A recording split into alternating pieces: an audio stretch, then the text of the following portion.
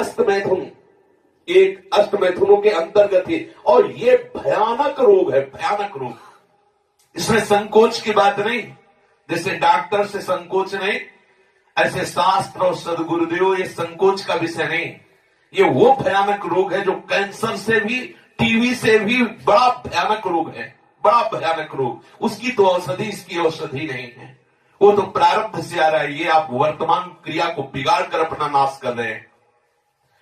छोटे छोटे बच्चे जब स्कूलों में जाते हैं और उनको गलत विद्यार्थियों का संग मिलता है तो प्रत्येक 100 में एक को नहीं कह सकते, 99 के जैसा हम मिले हैं अभी तक, 100 में एक को नहीं कह सकते, लेकिन 99 ऐसे मिले हैं, 100 में 99 जो इस रोग से ग्रसित हैं। पहले शायद वो पढ़ाई अपने लोगों के यहां नहीं थी, आज हमें बच्चे बताते हैं कि एक चैप्टर भी इसी प्रसंग का रखा जाता है। किसी विद्यार्थी जीवन से आए हुए साधु वेश में अपने उपासक ने बताया कि हम लोगों को शिक्षा दी जाती है कि जैसे खून निकल जाता है तो नया खून और बलवर्धक बनता है, ऐसे ही इस ब्रह्मचर्य का नाश करना अति आवश्यक है, क्योंकि वो हटेगा तो समस्त मांसपेशियों में नई शक्ति जागृत होगी। बोलो कितनी बड़ी हानि की बात, कितने बहुत बड़े दोष की बात है। छोटे छोटे बालकों की जिनकी किसी भी तरह से ब्रह्मचर्य नष्ट करने की अवस्था नहीं हुई, वो अपने ब्रह्मचर्य का संहार कर रहे हैं केवल मनोरंजन के लिए। प्लेग, इन्फ्लुएंजा, ये रोग इतने बड़े महामारी नहीं जितना महामारी ये रोग है, जिसे बच्चे और बच्चियां खिलवाड़ समझ रहे, मनोरंजन समझ रहे, ये करना आवश्यक ही है ऐसा समझ रहे, सुविधाएं दी जा रही, कहा जाता खेलो हंसो, मार दिया। अभी किसी योग्य नहीं हो पाए और उनको सारी योग्यता नाश करने की शिक्षा दे दी गई और नष्ट हो गए, ना वो गृहस्थी लायक रह गए, न विरक्ति लायक रह गए।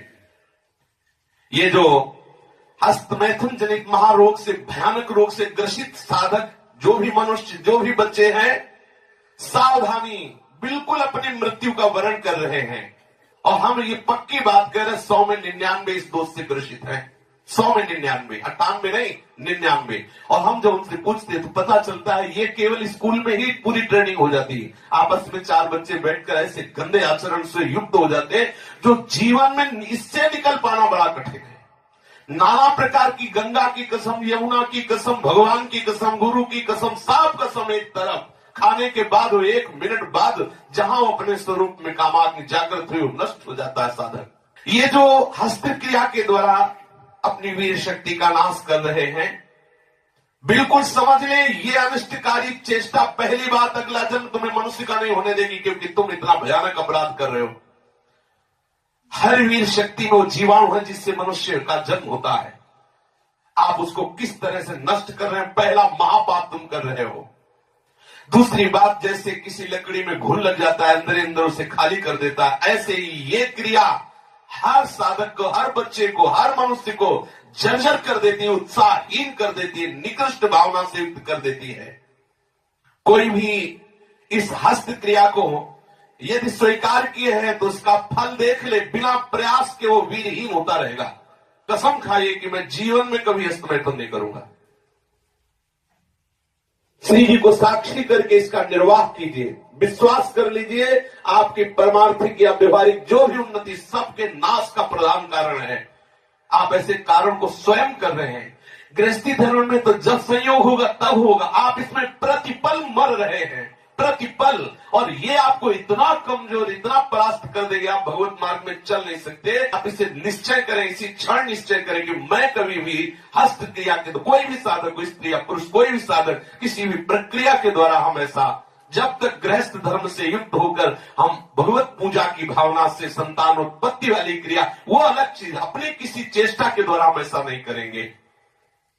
जो ऐसा करते हैं उनकी समस्त इंद्रियां दुर्बल होती जाती हैं, एक एक नस से उनकी शक्ति का ह्रास होता जाता है और उनके मुंह में पीलापन, सिकुड़न बिना वृद्धावस्था के से दिखाई देने लगती है। नस में दौर्बल्य, बार बार स्वप्न दोष, नाना प्रकार के गंदे संकल्प, नाना प्रकार की जलन उनके हृदय में प्रकाशित हो जाती है और वीर शक्ति इतनी द्रवित हो जाती है कि उनको पता ही नहीं लगता कब स्खलित हो गई। इसलिए साधक सावधान ऐसी गलती बिल्कुल न करें, बिल्कुल न करें। क्योंकि शरीर के भीतर एक मनोवाहा नाम की एक नाड़ी है। इस नाड़ी के साथ संपूर्ण नाड़ियों का संबंध है। जे ही आप कामासक्त होकर के इस क्रिया को करते हैं, संपूर्ण आपके शरीर की नस नाड़ियां कांप जाती हैं। शरीर से लेकर मतलब सिर से लेकर पैर तक संपूर्ण यंत्र, छोटी मोटी सब नाड़ियां कंपायमान हो जाती हैं। फिर उस रक्त से मंथन करके फिर जो निकलता है उसे वीर्य कहते हैं। कितना बड़ा नाश कर रहे हैं आप। इस धातु से दौर्बल्य, प्रमेह, स्वप्न में, मधुमेह, बड़े कठिन कठिन रोग घेर लेते हैं। पक्षघात, ग्रंथिवात, संधिवात, अपस्मार, मिर्गी, पागल पर भीषण भीषण पीड़ाएं शरीर में, न जाने कितने निंदनीय रोग इस क्रिया के द्वारा होने लगते हैं। इसलिए प्रत्येक उपासक को, चाहे वो गृहस्थ मार्ग का हो या विरक्त मार्ग का हो, बिल्कुल ऐसी क्रिया ना करें। जब कोई हस्त क्रिया करता है तो उसके सीधे कलेजे पर धक्का लगता है। जब क्रिया करता है तो संपूर्ण नस नाड़ियों में हलचल और हृदय पर धक्का लगता है, जिससे उसका दिल कमजोर होने लगता है। और वही सबसे ज्यादा जिसे हार्ट अटैक कहते हैं, वही कारण होता है। वीर चरण ही उसका प्रधान कारण होता है। क्षय, खांसी, श्वास, ये क्षमा महाभयानक रोगों का बुलावा है। हृदय रोग से पीड़ित अभागे मनुष्य किस क्षण मर जाए कोई पता नहीं। मस्तिष्क पर जो एक ऊर्जा शक्ति, विचार शक्ति होती है, वो नष्ट हो जाती है।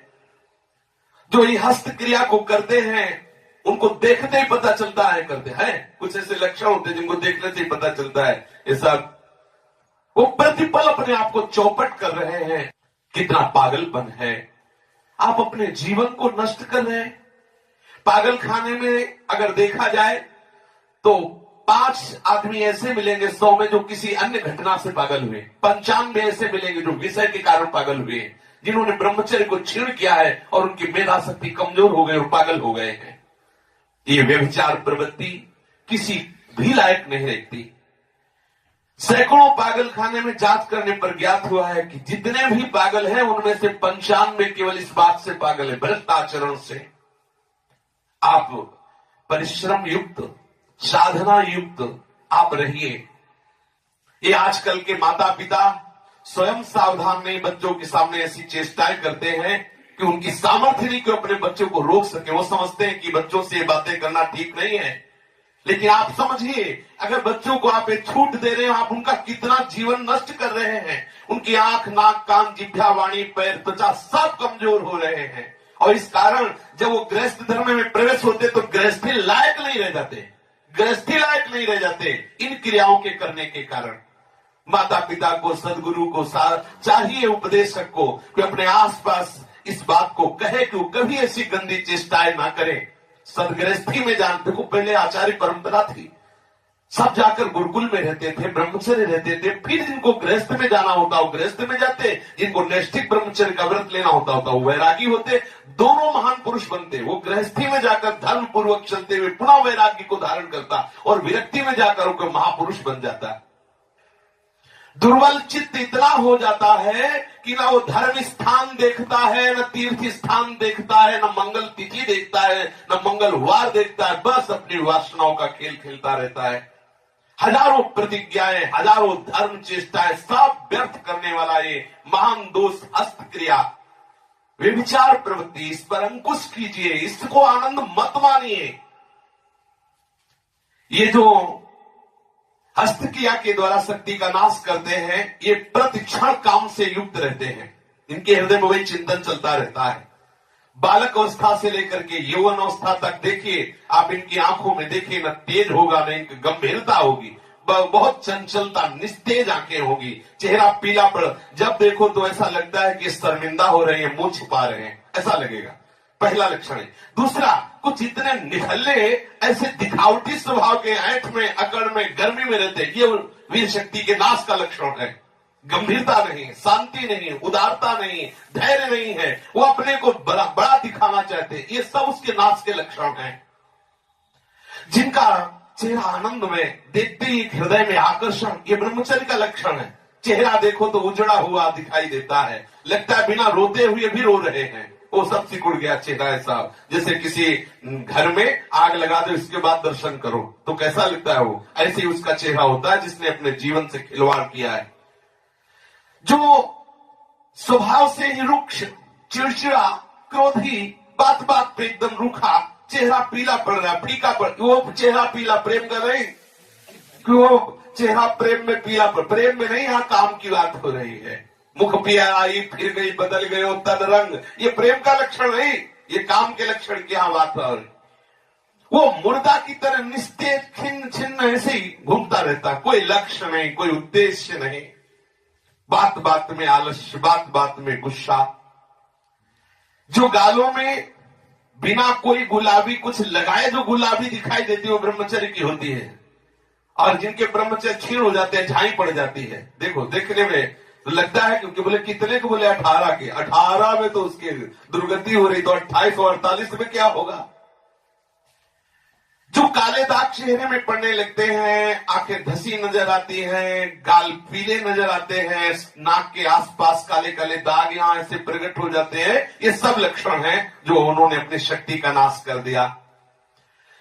सावधानी के द्वारा इस जीवन को आप बर्बाद न करें।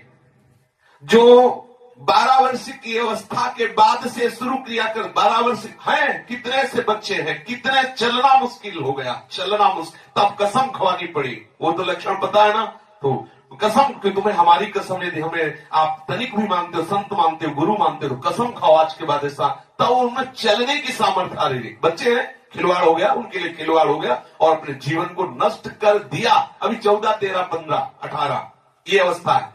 जो लोग ये कहते हैं ना कि खेलने खाने की अवस्था है, वो थोड़ा सुन लें कि कौन सा खेल खेल रहे हो, क्या खा रहे हैं। ये खेलने खाने की अवस्था है, अरे ये वो अवस्था है जिसमें जो चाहो तुम बन सकते हो। जो इस वीर शक्ति का नाश करते हैं, बिना बुढ़ापे के सारे लक्षण बुढ़ापे के उनमें होते हैं। कमर में दर्द है, चला नहीं जा रहा है, थोड़ी चढ़ाई में हांफने लगे, अब अवस्था कितनी, बोले 18 की। इस अवस्था में तो मतलब दिशाएं भी कांपे, वो अवस्था है। अब तो दिखाई नहीं देता कोई जवाल। चित्त में कुचिंताएं, छाती में धड़कन, बिना भय के भयभीत हो जाना, थोड़े से भी दुख में ऐसा सोचना कि मैं आत्महत्या कर लूं, ये सब बातें उसी की कमी से हो रही। ये महापुरुषों के अनुभव की झूठी झूठी बातों में एकदम घबरा जाना, कोई झूठी धमकी दे दे तो बस वो ऐसा लगता है अब क्या करूं, किसी कमरे में बंद हो जाऊं, अपने आप को प्राण हत्या करके बचा लूं, ऐसा मैं अपने शरीर को न, ये सारे के सारे लक्षण उसी में प्रकट होते हैं। जो ब्रह्मचर्य का नाश करता है, नींद ना आना या सोना तो कुंभकर्ण की तरह, मुर्दे की तरह सो जाना, आलस्य, जरा जरा देर में वो निरुत्साहित बातें, आंखों में जलन, भारीपन, ये सब, स्वप्न दोष अधिक होना, ये सब उसी के लक्षण है जो आपने गलतियां की है।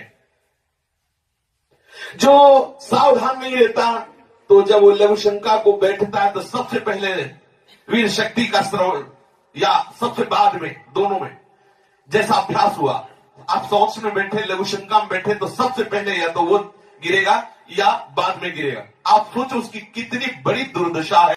वीर का पाचन नहीं होता, भोजन का पाचन, रस रस का पाचन, रक्त रक्त का पाचन, मांस मांस का पाचन, जो मज्जा, अस्थि और ये सप्तम धातु वीर का पाचन नहीं हो सकता। इसका पाचन ओज के रूप में होता है, तेज के रूप में होता है, महान शक्ति के रूप में होता है। जो संयम से चलता है, भगवत आराधन में चलता है, उसका एक अलग ही स्वरूप होता है। उसमें एक अलग उत्साह, अलग तेज, अलग ओज चमकता रहता है। सावधानी से, चाहे स्त्री साधक हो चाहे पुरुष साधक हो, दोनों को रक्षा करनी चाहिए। खिलवाड़ ना समझो। ये सप्तम धातु बनने में, एक बार के बनने में 30 दिन 4 घंटे लगते हैं। 30 दिन 4 घंटे लगते हैं। जब बहुत सुंदर भोजन सात्विक किया जाता है तो एक बार में संतानोत्पत्ति करने की जो सामर्थ्य वीर शक्ति में है, वो 30 दिन 4 घंटे में तैयार होती है। शास्त्रीय पद्धति के अनुसार, शास्त्र सिद्धांत के अनुसार साधक सावधान रहे, इसे तमाशा न बनावे, इसे मनोरंजन न बनावे, इसे खिलवाड़ न समझे कि कोई देख नहीं रहा। आप जिस कार्य के लिए मनुष्य जन्म धारण किए, चाहे गृहस्थ हो चाहे विरक्त, उसके लिए अति अनिवार्य है आपको ब्रह्मचर्य रहना। ये जो हस्त प्रयास के द्वारा ब्रह्मचर्य का नाश करते रहते हैं, इनको बहुत सावधान हो जाना चाहिए। एक बार ब्रह्मचर्य नष्ट होने में 1.5 तोला सप्तम धातु नष्ट होती है, जो 30 दिन 4 घंटे में तैयार होती है। आप विचार कीजिए, 30 दिन 4 घंटे शरीर की नस नाड़ियों ने जो कमाया, उस सप्तम धातु को आप कितने मिनट में नष्ट कर रहे हैं? कितने बार 30 दिन 4 घंटे में एक बार कमाई हुई वस्तु को कितने बार नष्ट कर रहे हैं? आपकी क्या परिणाम दशा होगी, आप खुद विचार कर लीजिए। कठोर परिश्रम से 30 दिन 4 घंटे में तैयार होने वाली 1.5 तोला अमूल्य वस्तु जो भगवत स्वरूप है, आप उसे कहां बहा रहे हैं? कितनी मूर्खता कर रहे हैं? आप इसको सुनने में बोलने में संकोच लग रहा होगा। घोर पतन का रास्ता अंदर ही अंदर मन को आप दे रहे हैं। इसे मूर्ख नहीं कहा जाएगा और क्या कहा जाएगा? जो इतनी कीमती वस्तु को केवल मनोरंजन के लिए बर्बाद करे, तन मन धन श्वास सबका नाश करने वाला।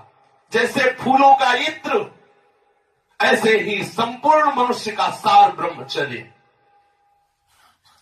एक एक रुपया आप जैसे बहुत कंजूसी से समेट के रखे, फिर कोई चुराने आवे तो आप दे देंगे क्या? ऐसे ही यदि आप ब्रह्मचर्य पर दृष्टि रखेंगे तो आपसे पापाचरण हो ही नहीं सकता। आपको जलन हो जाएगी कि हम कितना जल के कैसे सदाचार से चल रहे हैं और ये आकर्षण हमें आ रहे, कैसे ब्रह्मचर्य को नष्ट कर। वो भागेगा, हर स्थिति से भागेगा। वो अपने ब्रह्मचर्य को, और सच्ची मानिए ब्रह्मचर्य में ही सामर्थ्य है हर द्वंद्व सहने की, हर द्वंद्व सहने की। जितने भी साधकों की या मनुष्यों की जो दुर्दशा है शास्त्र विरुद्ध आचरणों से, उसका कारण ब्रह्मचर्य का नाश। जरा विचार करो, जो दिन में 2 बार, जो 3 बार, या 2 दिन में, 3 दिन में, या चौथे दिन में ऐसा करते हैं, आप उन पर विचार कीजिए कि 30 दिन 4 घंटे में तैयार होने वाली वस्तु को वो 2 दिन में, 3 दिन में, या 1 दिन में 2 बार, या ऐसा आप सोचो उनकी कितनी बड़ी दुर्दशा हो रही, वो कहां पहुंचेंगे। आज कसम खा लो, बार बार कह रहे हैं, और ये हम दूसरों के लिए नहीं कह रहे, अपने लोगों के लिए कह रहे हैं, अपने लिए कह रहे हैं। अपने लोगों को कसम खा लेनी है, हम भूल कर कभी हस्त क्रिया के द्वारा अपने ब्रह्मचर्य का नाश नहीं करेंगे। जो अष्टमैथुनों में वर्णन, हम एकांत में कभी स्त्री से संभाषण कामुक होकर नहीं करेंगे, हम कभी एकांत में खड़े होकर किसी स्त्री को नहीं ताकेंगे, कभी वो हम चेष्टाएं नहीं करेंगे जिससे हमारा भगवत मार्ग रुके। जो गृहस्थ है उनके लिए भी यही नियम है, एक पत्नी व्रत धारण करने वाला ब्रह्मचारी ही कहा जाता है। इसलिए सावधान, गृहस्थी में भी जाना है तो तब तक ब्रह्मचर्य का पूर्ण निर्वाह करें जब तक आप गृहस्थ धर्म से युक्त ना हो जाएं। और यदि विरक्त है तो आजीवन आप भले चले थोड़े दिन, लेकिन इसको सह जाएंगे तो इतने आनंद में रहेंगे, इतनी शीतलता, इतनी द्वंद्वों से लड़ने की सामर्थ्य आएगी, इतना उत्साह भगवत प्राप्ति का होगा। आप खुद देख लीजिए।